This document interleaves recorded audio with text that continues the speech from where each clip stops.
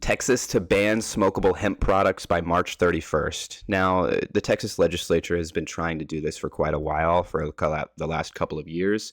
They've been wanting to close this THCA loophole. So, for those that aren't familiar with this specific loophole, THCA is the precursor to THC. So, if you go to a dispensary up north or in a legal state, and you go there and you buy some flower, not the concentrate, not the edibles, but specifically just the raw flower that you would smoke. It has much higher percentage of THCa than it does THC. And this is because it's basically it's the precursor to THC, right? THCa only converts to THC once it has been burned. That's sort of the loophole that's been going on in Texas for a while, is they have a strict, very low threshold for THC, which I believe was 0.3%. So 0.3% by weight of the flower it was allowed to be THC. Anything more than that, and it would be illegal and not be allowed to be sold in the state of Texas. Well, THCA wasn't counted as part of that calculation. So you can have something that has 30% THCA, but as long as it has 0.2 or 0.2999% THC by weight, then it was totally legal. It was definitely kind of a cheesy loophole because obviously, what are you going to do with raw flower, right? You're gonna smoke it. You're gonna turn it into edibles. You're gonna turn it into concentrate, but most likely you're just gonna smoke it.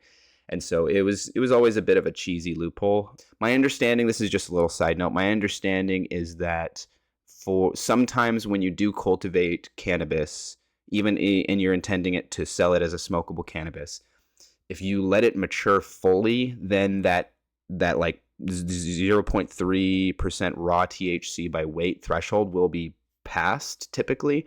And so my understanding is that the only thing they do different for THCA flower versus like THC flower that you would buy in a legal state, in a legal dispensary, is that they harvest it slightly earlier so that it doesn't have as much time to convert that THCA, as much of that THCA that it has in the flower, to THC.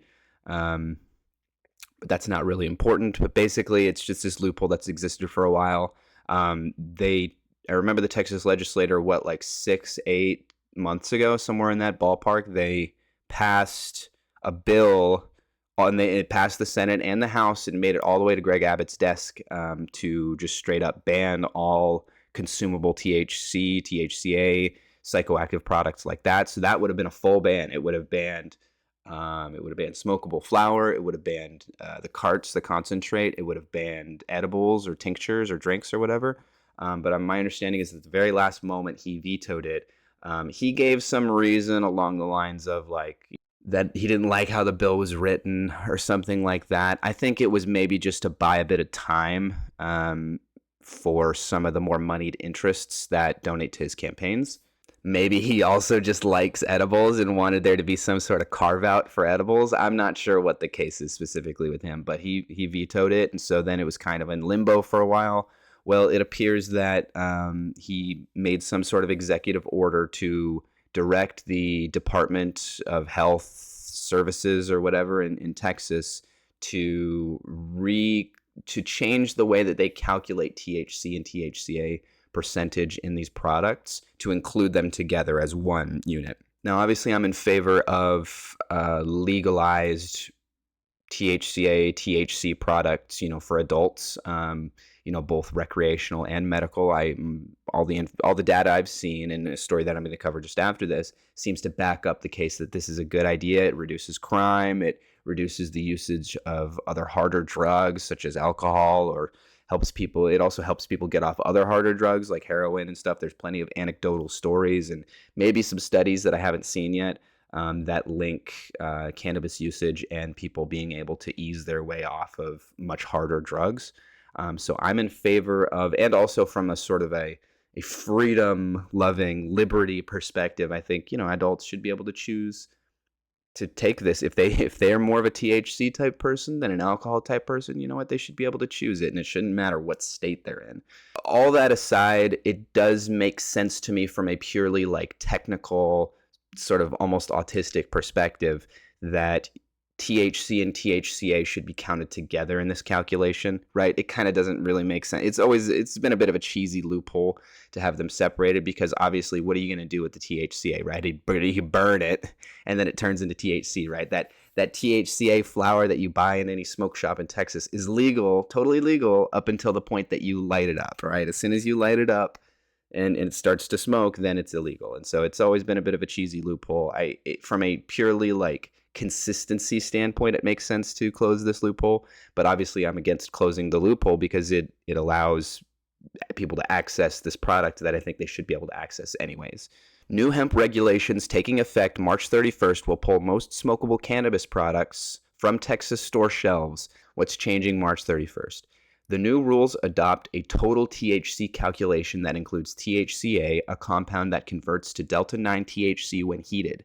Delta-9 is the primary psychoactive ingredient in cannabis. By factoring in THCA, most smokable hemp products will no longer meet the legal threshold to be sold in Texas.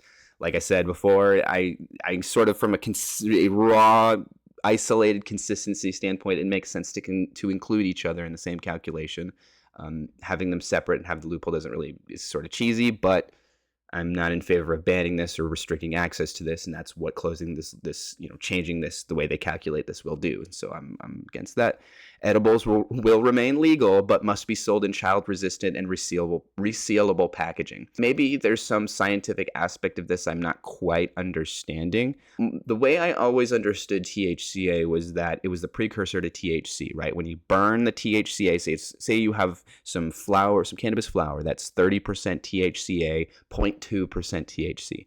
My understanding was when you burned it, that all that THCA, or the vast majority of it, would be converted to THC, and that's how you get that delta-9 THC. That's how you get the psychoactive effects or whatever. I always understood that the concentrates, which is the wax, the dab, the cartridges, those little vape cartridges that you screw onto a battery, as well as edibles, my understanding was that those were THC products. Those were not THCA products. That in the process of converting that raw flower into the concentrate, which involves a heat press, or it involves a special butane process where you like extract the THC through flooding or through saturating the flower with butane, that process in and of itself converts the THCA into THC. Similarly with edibles or the drinks that you would purchase, my understanding was that when you make edibles, you have to do what's called decarbonate the flower. In the process of decarbonating the flower, you convert all that THCA to THC. That's why if you go up north, when you look at the packaging for THC products, like the edibles, the tinctures, the wax, the cartridges, it will show a high THC percentage and a low THCA percentage, while the raw flower that you would buy there shows a high THCA percentage, but a low THC percentage. Maybe there's some misunderstanding I have about all of that. So I've always been like, anytime I've been to a smoke shop here in Texas or whatever, I know the THCA flower is legit. Whether the percentages they say on it are legit is a totally different other issue. But I know that the THC flower in theory is legit. There's not really any screwy stuff you can do with that. But with the tinctures, with the edibles, with the cartridges, I've always been a bit sketched out, because I'm like, if I'm correct that the process of creating these products converts that THCA into THC, then what the heck are they selling? Are they selling an illegal product? Do they have some other weird stuff in there that's giving you the psychoactive effect? I don't know, but hopefully somebody will know a bit more, and maybe I'll learn more in the future, right? You learn something new every day. Also, I think it's funny that they make a carve-out for the edibles, right? That's why I joked, like, maybe Abbott likes edibles, or some of these Republicans. I mean, hey, we know Matt Gaetz famously got in trouble for having some girls mail him either edibles or THC cartridges from a legal state over to wherever he was, right? It's not totally out of the question that, some of these high-up Republicans enjoy an edible every now and then or something, and so they wanted that carve-out. The regulations also significantly raise annual fees for hemp businesses. This is one of the bigger problems also, right? Because my understanding is this doesn't just affect those selling the THCA flower. These fee changes will affect those selling the edibles as well, I'm pretty sure.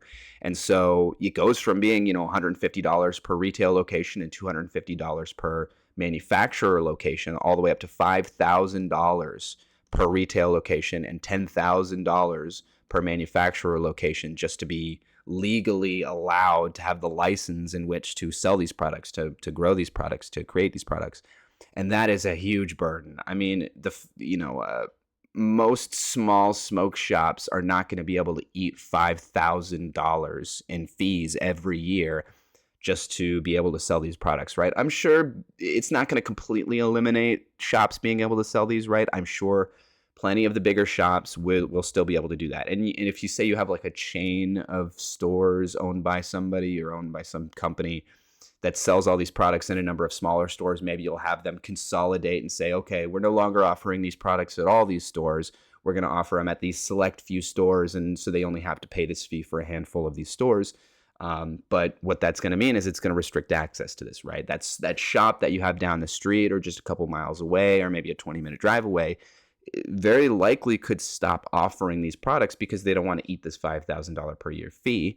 And so then you're going to have to go drive maybe an hour or 2 hours or double your drive length or whatever, 5 miles. Instead of it being just down the road, now it's all the way across town or something to go to a shop that actually offers these products that you want to buy. Same thing for the $10,000 a year. I would imagine that for the manufacturers, the $10,000 a year jump in fees is probably a bit more manageable because they're able to deal in so much more bulk, and my understanding is there's far less manufacturers of these products than there are the retailers, right? There's smoke shops on almost every corner in every city in Texas, right? But in this is purely anecdotal, but like I can't imagine that there are anywhere near as many manufacturers, right? There's probably only a handful of manufacturers supplying these thousands of stores. So I wouldn't be surprised if some manufacturers are maybe squeezed out by this fee, but I would imagine their ability to eat this fee is a little bit greater. And that it won't impact them quite as much. Obviously, all of this, though, it should, in theory, increase the prices of all these products. Now, some stores may not have it increase their prices very much because they'll sell it as maybe a loss leader type thing, trying to get you in the door, sort of like some grocery stores do with their rotisserie chickens, right? They sell them as a loss leader to try and get you to come in and buy more products. But I would be surprised if that happens en masse because people don't come to these smoke shops to buy. It's not like a grocery store, right, where you got to go buy a new water pipe every time you go and buy some flour or whatever, right? You might be buying a lighter, you might be buying some screens or another vape cartridge or whatever, right? And so I'd be surprised if very many of them are willing to take that route. So in theory, this should increase the costs to the consumer of these products, right? The March 31st deadline is the result of a lengthy and complicated legislative process. During the 2025 regular session, the Texas legislature passed Senate Bill 3, which would have banned THC products outright. Governor Greg Abbott vetoed it at the last minute, citing a similar Arkansas law that had been tied up in court for 2 years. Yeah, his problem was he didn't like the wording of it. He thought it was going to get struck down for some reason. I'm not sure. It doesn't matter. Abbott called lawmakers back to Austin, pushing for regulation rather than an outright ban. Lawmakers tried again in the first special session with Senate Bill 5, which passed the Senate but stalled in the House. It returned to Senate Bill 6 in the second special session and hit the same roadblock.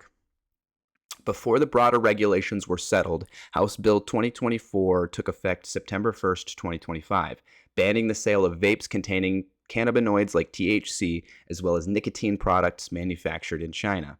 The push to resist THC products drew strong opinions on both sides.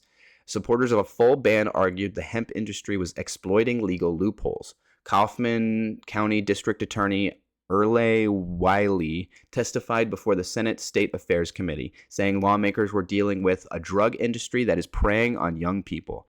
I don't really understand the point he's trying to make because you can't buy these products unless you're 18 or 21. I'm not sure what the threshold is, but you can't buy these products unless you're an adult. So I'm not really too sure how are they preying on young people, right? You could maybe what the packaging is maybe preying on young people. Is that what they're trying to argue? But you're not able to buy these, right? You're not able to buy these if you're under 18 anyways, right? So somebody's breaking the law in some way, shape, or form if kids are getting their hands on this, right? Either the shop is selling to children, they shouldn't be doing it, obviously, or an adult that's connected to these children is buying it for them, which obviously is also illegal and they shouldn't be doing. And so I really don't understand that point too much. I might be in favor of some less, maybe you put some regulations. If you can prove to me statistically that taking away some of the more fancy, flashy packaging from some of these products reduces the child usage in some roundabout way, sure, I guess I could maybe be in favor of a regulation like that. But I don't really understand this point that it's preying on young people. I don't understand that point. Chambers County Sheriff Brian Hawthorne said, under the false label of hemp, we have allowed illegal marijuana and THC products to infiltrate our state. I mean, illegal in the sense that, yeah, it does go against the spirit of Texas law that has been the law for a long time, right? If you're not allowed THC, you're not allowing THC products, you're not allowing weed, marijuana, cannabis products, then the THC loophole is a bit cheesy. And so I understand from a consistency standpoint them wanting to close that. On the other side, advocates argued that access to hemp-derived THC products provide an affordable alternative for people who rely on them for medical reasons. Romana Harding, a Navy veteran, founder of Texas Veterans for Medical Cannabis, and constituent of Brazos County Senator Charles Schwertner, testified before the committee about her personal experience. This was a deep moral injury that led me to alcoholism and other hard drugs. Alcohol has killed 2 of my brothers and both of my biological parents, Harding told lawmakers. In their name, I have switched to cannabis to save my life.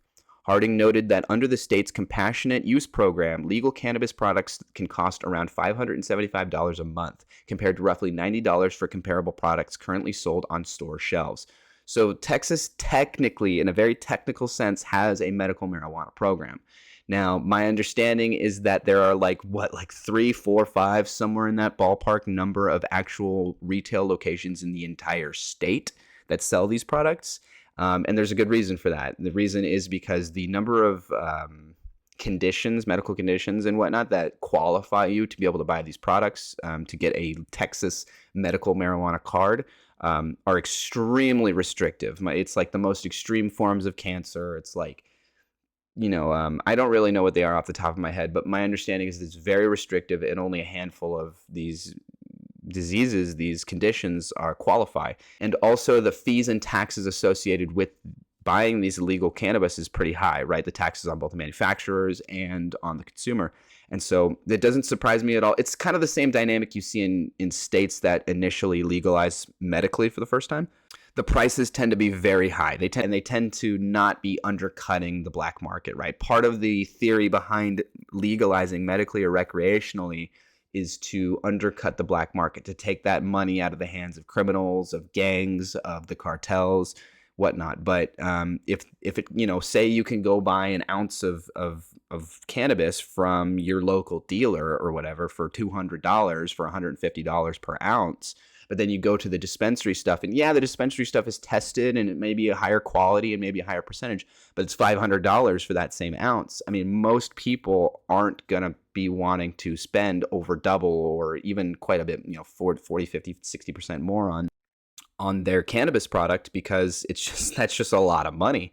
And so especially if they're a regular smoker, or a regular user, they're more likely to continue to support that black market. And so a lot of these states that have legalized medically and recreationally, those first few years are very expensive and very restrictive. And then slowly, as things the markets begin to flesh out, more manufacturers, the more competition, more manufacturers get into the market, more retailers, the taxes are maybe reduced a bit. The conditions that are allowed to be eligible for the medical card are expanded. That's when you see prices drop to a point that actually makes sense, that actually start to achieve some of the most important goals of legalizing these products. Abbott also signed legislation expanding the compassionate use program, making those with chronic pain, Crohn's disease, and people in hospice care newly eligible. So I wonder what chronic pain means. That seems a little bit vague. there's a number of states. A lot of those states have changed to fully recreational, but I'm pretty sure there are some states that this is still the case where their medical program is kind of a bit of a joke. And I say joke in that like it's sort of its own type of loophole from full legalization. And what I mean by that is like, say you're in a state that only has a medical marijuana program, doesn't have recreational, but that medical program is so open that you can just, people, doctors are literally advertising on billboards saying, call this number and get your card. It's basically, you call this number, you go having a meeting or an appointment, sometimes over the phone, sometimes over telehealth, over webcam or whatever. And you just make a claim. All you have to do is claim one of these things, right? They won't even check you for it. You just say, oh, I've got chronic pain. Oh, I've got this or that. And they'll just give you the card like it's, like this is sort of just a silly little loophole hurdle that you have to hop to then get your card that lets you legally purchase these products that you want to purchase. So I don't know if chronic pain, because Crohn's disease obviously is a very specific thing. People in hospice care, that's obviously a very specific, expensive thing to do. But chronic pain is kind of vague. And so I wonder if that maybe opens the door for this sort of loophole-y medical program that I mentioned before, where it's just, you just go to a doctor, you claim you have chronic pain, and they write you they give you one of these medical cards. So who knows? If that's the case, then I think all of this is kind of a wash, because, and in fact, maybe it would be a good thing, because if it was loose like that you can just go to any doctor providing, and claim chronic pain and get your card, then it will improve the experience of those already using cannabis products in the state of Texas, because then they're going to be able to go and buy it from an actual like tested legal dispensary, and they're not going to be limited by the 0.3% THC restrictions or whatever, having to buy early harvested THCa flower or something like that. And in theory, it could expand the market. It could make it so that, well, instead of there being maybe only a couple thousand people that have access to these medical cards, therefore, being the reason why there's only a handful of these actual retail locations in the state of Texas, maybe that will be tens of thousands, hundreds of thousands of people in the state that then have the card, which obviously will lead to more retail locations coming up, more manufacturers. It'll flesh out the market, more competition, prices should come down. So it could be a blessing in disguise. This could be, a big wash, I would call it, if that is the case. I don't know the exact details. Defense attorneys raised concerns about legal clarity, arguing that vague regulations contributed to wrongful arrests and prosecutions. So what remains legal? Edibles with new child-resistant and resealable packaging requirements, hemp products containing CBD, CBG, which do not produce an intoxicating effect, and products with less than 0.3% Delta-9 THC under the existing standard. I wonder where Delta-8 falls into that. Delta-8 was kind of one of those sort of like pseudo-synthetic derivative cannabis products that was popular for a little while. And my understanding is that Delta-8 products kind of sits somewhere in the middle of CBD and THCA products, right? If THCA products are literally just full-on THC products, they're just full-on weed, full-on cannabis, full-on whatever. And CBD is like on the far other end of the spectrum, where there's all the psychoactive stuff removed basically, and it's just this like whatever other terpenes and all those other things that can make people feel good or whatever, but not psychoactive. In CBD, my understanding was Delta-8 kind of sat somewhere in the middle of that spectrum. So I don't know if Delta-8 is affected by this. But yeah, this seems like obviously a bad thing. I'll wrap up with closing the loophole seems like from an autistic consistency perspective, like it makes sense having the separation of THC and THCA. This loophole was kind of cheesy, but people being, adults being able to access the products they want to access, I think is much more important, right? I do like me some liberty. I do like me some freedom. And so if the whole chronic disease thing, or chronic pain thing, if this new expansion of the compassionate use program and expansion to include chronic pain does create this basically new loophole, then I guess it's kind of a wash. But even then, in the interim, it's still going to be at least a few years before things are anywhere close to where they are now, where you can go and relatively cheaply go to any smoke shop that carries a THCA product and just buy legal cannabis, right? In a weird way, actually, it's less restrictive before March 31st, before this is enacted. Access to cannabis in the state of Texas is actually kind of more open than in many of the legal states, because in pretty much, as far as I understand, all of the legal states, they have a bunch of restrictions around and regulations around how the retailers are allowed to operate, right? They have to have many of them have rules where you need to have a specific, you go in the front door and there's a little room and they check your ID and then you're allowed into the show floor, into the actual retail space, right? They have rules around the way the building is going to be laid out. They have much more specific taxes around these products. But that sometimes the taxes are so high that it makes the product so expensive that they're still more expensive than the black market. And so that's why in some of these states, you still see a thriving cannabis / marijuana, whatever word you want to use, black market, because they're unable to, the legal program that they have there is unable to undercut the prices that the black market is able to offer because of the taxes are just so heavy. So in a weird way, it's actually been more open in Texas, because you could just walk into any smoke shop basically, and they're going to have THCA. They're going to have basically the same flower that you would buy in a dispensary up north, but you don't have to jump through all the weird hurdles and hoops that they have up there. And so, I guess that's only going to be the case for 12 more days until March 31st, and then Texas will be quite restricted on this front.